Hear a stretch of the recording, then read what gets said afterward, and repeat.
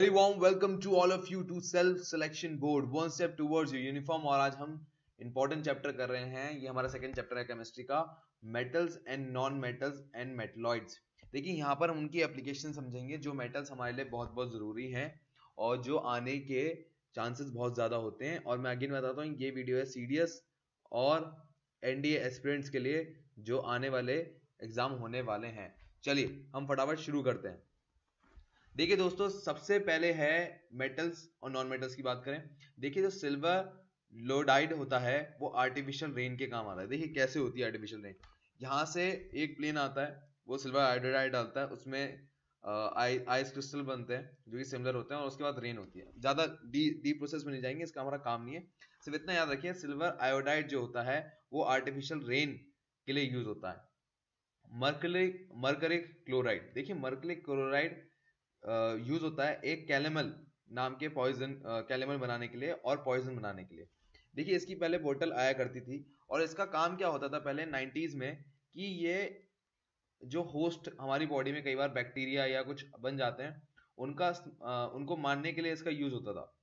पर अब इसे बैन कर दिया गया है क्योंकि इसका यूज एज अ पॉइजन भी किया जा सकता है। अब अगला है हाइड्रोजन परऑक्साइड। देखिए हाइड्रोजन परऑक्साइड एक ऑक्सीडाइजिंग एजेंट है। अब ऑक्सीडाइजिंग एजेंट होता क्या है? देखिए ऑक्सीडाइजिंग एजेंट वो होता है जो इलेक्ट्रॉन्स लेता है। ठीक है, अगर आपने मेरी पहली वाली वीडियो देखी हो तो उसमें आपको इलेक्ट्रॉन मैंने बताया इलेक्ट्रॉन क्या होता है। अब इलेक्ट्रॉन कौन लेता है? देखिए अगर मान लीजिए फायर को जलना है तो उसको ऑक्सीजन चाहिए, तो वो क्या करता है, ऑक्सीजन के इलेक्ट्रॉन्स ले लेता है, तभी वो जल सकता है। ठीक है, इसे हम कहते हैं, तो फायर क्या हुआ? ऑक्सीडाइजिंग एजेंट, क्योंकि ये ऑक्सीजन की इलेक्ट्रॉन्स ले रहा है। ठीक है, इसके ऑक्स और ऑक्सीजन की ऑक्सीजन से कोई रिलेशन नहीं है, इसका इसका नाम अलग है और इसका नाम अलग है। ऑक्सीडाइजिंग एजेंट मतलब जो इलेक्ट्रॉन लेता हो। ठीक है, और ऑक्सीजन क्योंकि इलेक्ट्रॉन दे रहा है तो रिड्यूसिंग एजेंट है। अच्छा, इसके अलावा हाइड्रोजन परऑक्साइड का काम कहाँ होता है? ये ब्लीचिंग एजेंट का काम करता है, इंसेक्टिसाइड्स मारने के काम आता है और वॉशिंग ओल्ड ऑयल पेंट्स को काम करने का काम आता है। अब बात करते हैं फेरिक ऑक्साइड। देखिए फेरिक ऑक्साइड क्या होता है? ज्वेलरी रफ होता है। मतलब ज्वेलरी को मतलब बेसिकली अगर आम शब्दों में कहें तो ज्वेलरी की जो पॉलिश होती है, कोई भी चीज हो उसको चमकाने के लिए काम आता है रफ, और ये पाउडर फॉर्म में होता है। ठीक है, चलिए आगे देखते हैं। Silver nitrate known as lunar caustic, जो कि यूज होता है दोस्तों हमारा इंक में। कौन सी इंक में? वोटिंग की इंक है। देखिए जो आपको हल्की सी गंदी स्मेल आती होगी ना जब आप वोट डाल के आते होंगे, तो वो सिल्वर नाइट्रेट की थी। इसको धोना ना बहुत ही मुश्किल होता है, वो भी कई दिनों तक, तो इसलिए हम उसका इस्तेमाल करते हैं। चलिए आगे चलते हैं। आगे है मेटलॉइड्स एंड देयर यूजेस। देखिए मेटलॉइड्स क्या होते हैं, इनमें दोनों की क्वालिटी होती है, मेटल की और नॉन मेटल की। और ये पी ब्लॉक होते हैं एलिमेंट के, मतलब पीरियोडिक टेबल देखी होगी आपने, ऐसी होती है। ठीक है, उसमें पी ब्लॉक होता है वो। देखिए अब इसका सबसे बड़े बड़े एप्लीकेशन देखते हैं। Silicon use in computer parts. देखिए आपने मोबाइल कभी खोला होगा, अगर आप लड़के हो तो आपको तो बिल्कुल पता होगा, आपने मोबाइल खोला होगा या लैपटॉप खोला होगा या कभी टीवी खोला होगा, तो उसमें जो व्हाइट व्हाइट टाइप का जो चमकीला चमकीला लगा रहता है मेटल पार्ट, वो सिलिकॉन होता है।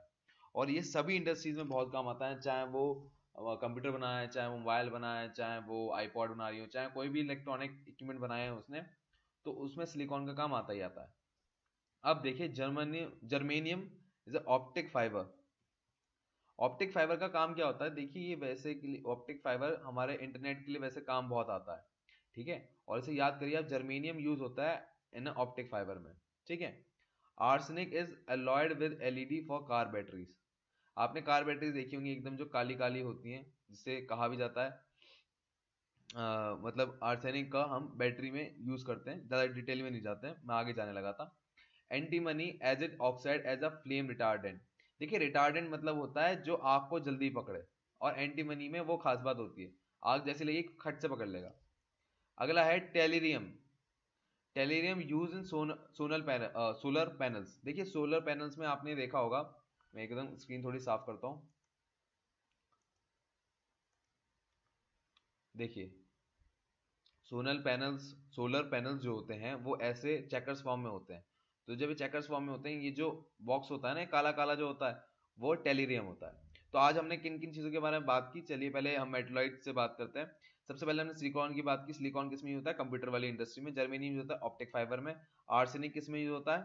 आर्सेनिक यूज होता है कार बैटरीज में। एंटीमनी किस में यूज होता है? फ्लेम रिटार्डेंट में। और टेलेरियम यूज होता है सोलर पैनल्स में। चलिए पीछे चलते हैं।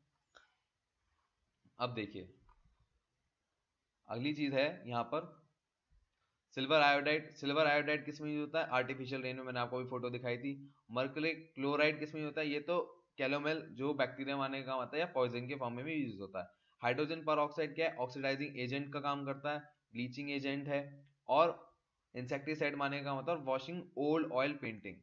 ठीक है। फेरिक ऑक्साइड क्या करता है? जो ज्वेलरी को चमकाने का काम है उसमें काम आता है। और सिल्वर नाइट्रेट क्या होता है? जो हम वोटिंग करते हैं उसमें वो जो इंक होती है वो सिल्वर नाइट्रेट की होती है। ठीक है। हाइड्रोजन परऑक्साइड को जरूर याद कर लीजिएगा, बड़ा कॉमन है, bleaching agent, insecticide and washing old oil painting. दोस्तों ये होती है हमारी आज की कहानी खत्म होने से पहले की हम पहले खत्म होने नोबल गैस की बात करते हैं खत्म होने से पहले। देखिए ये होता है ग्रुप 18 एलिमेंट। ठीक है। ये फुली बैलेंस शेल होता है। मतलब क्या होता है कि जैसे एटम होता है, ये हमारा हम बनाते हैं ऐसे करके, यहाँ प्रोटॉन हो गए, यहाँ न्यूट्रॉन हो गए, यहाँ इलेक्ट्रॉन हो गए। तो हर इलेक्ट्रॉन में, हर एटम में कुछ इलेक्ट्रॉन्स वेकेंट होते हैं या कुछ इलेक्ट्रॉन एक्सेस होते हैं। मतलब टोटल हमें 8 चाहिए होते हैं। अब हमें 8 पूरा करने के लिए या तो उनमें कुछ ऐसे आपको एटम्स मिलेंगे जिसमें 7 हो, 6 हो, 5 हो, और कुछ ऐसे मिलेंगे जिनमें 9 इलेक्ट्रॉन हो, 10 हो। ठीक। जब तक 8 नहीं हो जाएंगे तब तक वो फुली कंप्लीटेड इलेक्ट्रॉन शेल नहीं होगा। अब देखिए कुछ ऐसे एटम होते हैं जो कंप्लीटली फिल होते हैं, जिसमें से एक एग्जांपल है हीलियम। अब देखिए हीलियम का क्या सीन है। हीलियम हमारा जो यूज होता है डीप सी में as a diver gas tank में यूज होता है। मतलब देखिए हमें ऑक्सीजन तो चाहिए, पानी के अंदर है। अब हमें ऑक्सीजन हमारी लिमिटेड है, हमें ऑक्सीजन की मात्रा बढ़ानी है, तो हम क्या करेंगे, उसमें हीलियम डाल देंगे। तो ऑक्सीजन डाइल्यूट हो जाएगा। डाइल्यूट मतलब क्या? देखिए एक पानी का ग्लास है और यहाँ कोई जूस है, उसमें मैं पानी डाल दूं तो क्या होगा, वो डाइल्यूट हो जाएगा। मतलब एक तो उसकी क्वांटिटी बढ़ जाएगी। अगर वो 50 ml था, मान लो पानी 50 ml है और जूस 50 ml है, तो पूरा का पूरा डाल दिया तो 100 ml हो गया। ठीक है। तो ये 100 ml, इस 100 ml को हमारा जूस की क्वांटिटी ज्यादा हो गई, तो आप लंबे टाइम तक मतलब ज्यादा देर जूस यूज कर सकते हैं। इसी तरह हीलियम का भी यूज होता है। अब देखिए ये जो टायर होते हैं एयरक्राफ्ट के, उसमें भी हीलियम का यूज होता है। वेदर बैलून में यूज होता है और ये इन्फ्लेमेबल भी होता है। और जो आपकी आपकी जो लाइटें होती हैं उनमें भी हीलियम का इस्तेमाल होता है। अब देखिए नियॉन का यूज होता है। साइन ट्यूबिंग, देखिए जो आपने साइन बोर्ड्स देखे होंगे, आप जाते हैं तो चमकते रहते हैं रात में, जबकि पीछे कोई लाइट नहीं होती, तो वो नियॉन की वजह से होता है। आर्गन कहाँ यूज होता है? वो आर्क वेल्डिंग में यूज होता है और लाइट बल्ब्स में यूज होता है। अब आखिरी है क्रिप्टॉन, जेनॉन। जो यूज होता है वो फोटोग्राफ में होता है, फ्लैश लाइट में। देखिए जब आप फोटोग्राफ खिंचवाते होंगे या तो वहाँ बड़े से एक छाता लगा रहता होगा, उसके आगे एक लाइट रहती होगी। ठीक है। तो उसमें क्या होता है, जब वहां पर हम फोटोग्राफ करते हैं तो पीछे जो कोटिंग हो रखी होती है उस छाते पे, वो क्रिप्टॉन और जेनॉन की होती है, जिसकी वजह से फोटोग्राफ में फ्लैश अच्छी मिलती है हमें। ठीक है दोस्तों, तो ये होता है हमारी वीडियो का एंड। अगर आपको पसंद आए तो लाइक करें, कमेंट करें और अपने दोस्तों के साथ शेयर करें, क्योंकि नॉलेज को बांटना बहुत जरूरी है। अगर आपके दोस्त भी आपके सिलेक्शन हो जाएंगे तो आप एकेडमी में साथ होंगे और आपकी दोस्ती हमेशा के लिए मजबूत हो जाएगी। और इसलिए कम से कम अगर आप शेयर नहीं कर रहे तो उन्हें पढ़ा जरूर दें अपनी दोस्ती के लिए। तो चलिए दोस्तों, जय हिंद मेरी तरफ से, और हम मिलते हैं अपनी अगली वीडियो में।